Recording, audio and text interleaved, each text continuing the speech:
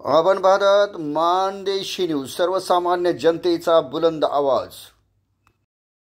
वाघोशी येथील ग्रामस्थांना नुकसान भरपाई मिळावी यासाठी लोकजनशक्ती पार्टीच्या वतीनं तहसीलदार लोणंद यांना निवेदन। नेरा देवदर बंदिस्त कॅनलचे काम सुरू आहे, यामुळे पिकांचं मोठ्या प्रमाणात नुकसान झालेलं आहे।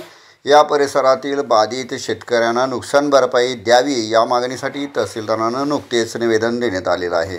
खंडाळा तालुक्यातील वाघोशी येथील ग्रामस्थांना मार्च 2024 पर्यंत मोबदला देणार असल्याचे सांगण्यात आलेले होते, पण अद्याप चुकीच्या पद्धतीने पंचनामे झाल्यामुळे अनेकांना त्याचा लाभ मिळालेला नाही। या ज्वलंत प्रश्नाकडे संबंधित अधिकाऱ्यांनी दुर्लक्ष केल्याने लोक जनशक्ती पार्टीचे जिल्हाध्यक्ष विजय गायकवाड यांच्या आदेशाने तालुका अध्यक्ष अरुण दादा गायकवाड यांच्या नेतृत्वाखाली आगामी काळामध्ये तीव्र आंदोलन छेडण्यात येणार आहे, असा इशारा किसन बोडरे यांनी दिलेला आहे।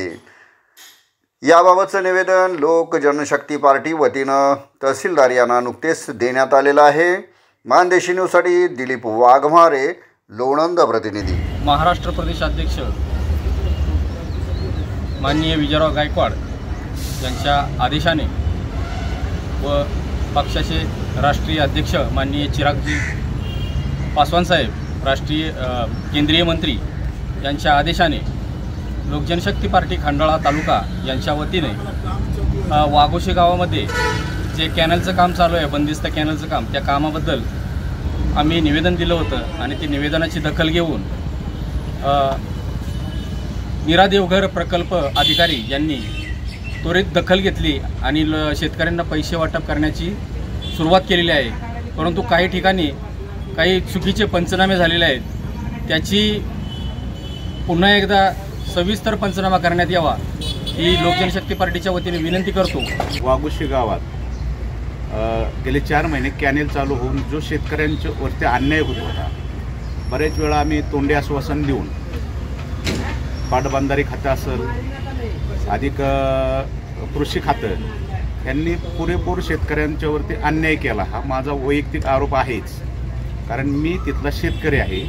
मग आम्ही दादांशी चर्चा करून वरच्या वरिष्ठांना आम्ही फोन करून सांगितलं की बाबा असा विषय आहे आणि हे काही जुमणत नाहीत। तर मग आम्ही पक्षाशी चर्चा करून एक निवेदन दिलं, तर त्या निवेदनाचा विचार करून त्यांनी शुक्रवारी मीटिंग घेतली।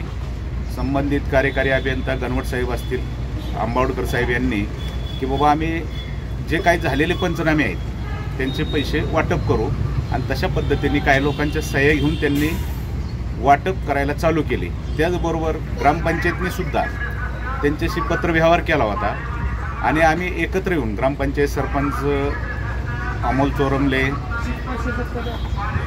साहेबराव धायगुडे, इतर काही ग्रामस्थ मंडळींनी एकत्र येऊन मंदिरामध्ये चर्चा केली आणि त्या चर्चेमध्ये आम्हाला शेतकऱ्यांच्या काही सह्या घेऊन त्यांना पैसे देण्याची व्यवस्था केली। पण जे काही त्यांनी चुकून कृषी खात्याकडून काही चुकीच्या पंचनामे झालेले आहेत, क्षेत्र जास्त जाऊन सुद्धा जाणून बुजून त्यांनी काही लोकांची तोंड बघून पंचनामे केलेत, तर त्याची दुरुस्ती व्हावी, अन्यथा येणाऱ्या काळामध्ये आमचा पक्ष एक 10 दिवसामध्ये त्यांना परत निवेदन देऊन आंदोलनाचा इशारा देऊ।